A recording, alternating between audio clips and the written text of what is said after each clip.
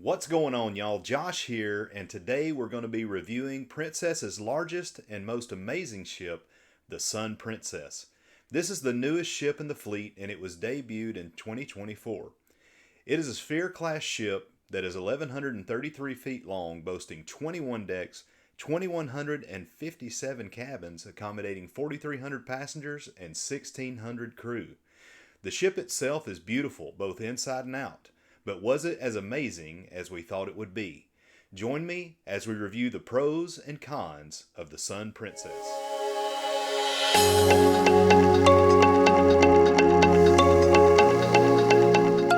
Let's start with the pros. Right off the bat, you notice the amazing exterior design of the ship. The midship sphere and the forward dome are a thing of beauty. Also, we could never forget the iconic paint job on the livery. Another iconic and awesome experience on board all Princess ships is the horn that blasts the Love Boat theme when leaving port.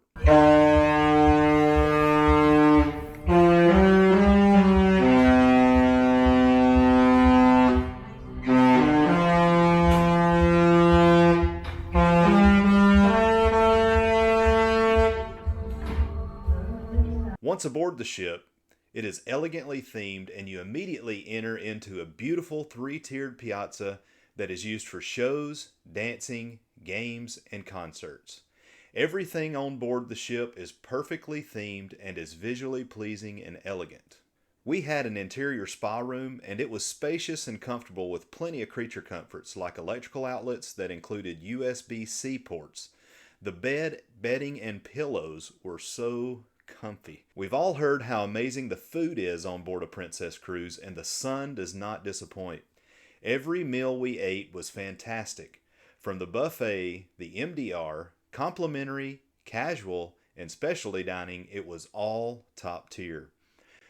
The buffet had all the food bases covered, with everything from burgers and fries, Indian food, and fresh pasta made from scratch.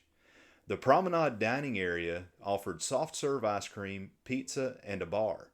Seating in the promenade area did not disappoint, with amazing views of the passing sea. O'Malley's Irish Pub and Alfredo's Pizzeria were both phenomenal as casual dining options. Alfredo's menu was unique, and the pizza was absolutely mouthwatering. O'Malley's may have been our favorite space on board the ship. We ate here regularly and enjoyed the bar and music nightly. This pub really feels like you're at home in your pub, enjoying a pint and singing along to your favorite Irish folk songs. Spellbound was the most unique dining experience we have ever had.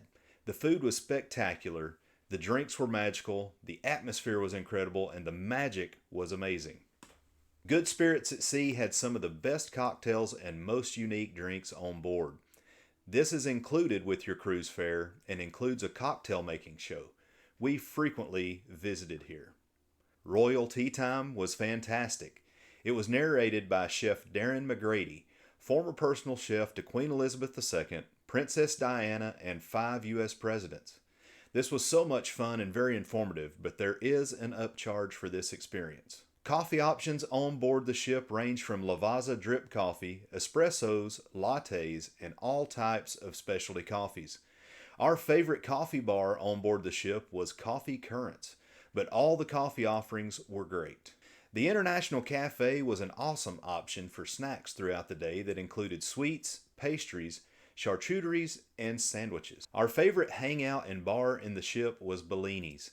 This bar offered a great view of the Piazza dance floor and the ocean passing by the Sphere windows. The pools were all amazing. Our favorite pool was the aft infinity pool on the Wakeview Terrace. Wakeview Terrace provided some of the best views, and the bar service was great. Seaview Terrace was beautiful and peaceful. This adults-only location offered an amazing bar, great hot tubs, and a swim-through pool that extends through the dome. Now let's move on to the cons. Our biggest issue with this ship was the amount of seating provided in a number of areas on board the ship. The theater didn't have enough seating and or showings to accommodate all guests. In addition, if you're expecting to have reserved seating, if you're in the captain's circle and or premier, the reserved section is still first come, first served. Wakeview Terrace definitely needs more loungers, And the dome seating is terrible for the aerial shows unless you're on the top deck or lower level. There's a trip hazard that you must be aware of around the outside of the Piazza.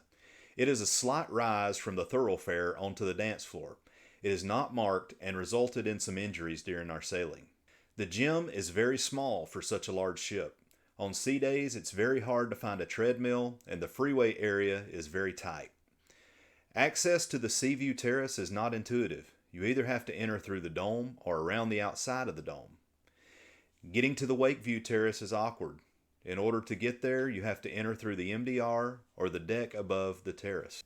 O'Malley's was amazing, but it fills up very quickly, as you might imagine. They need a reservation system, or somehow they need to create more seating. MDR service was slow, but it was very good, and the staff was always very attentive. Lastly, we've been told from many seasoned Princess cruisers that they love the Wheelhouse Bar. We actually never had a drink there during our 18 days on board, and it was small when compared to other Wheelhouse bars. Overall, we had a great time and would definitely sail on the Sun Princess again.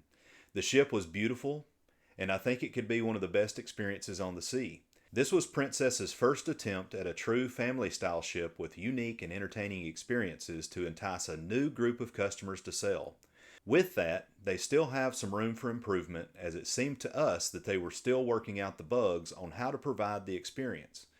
We know that Princess will definitely listen to the comments and reviews from the ship's guests and adjust as they go, providing the world-class experience that they are known for. Please follow the full link above to find a full ship tour of the Sun Princess.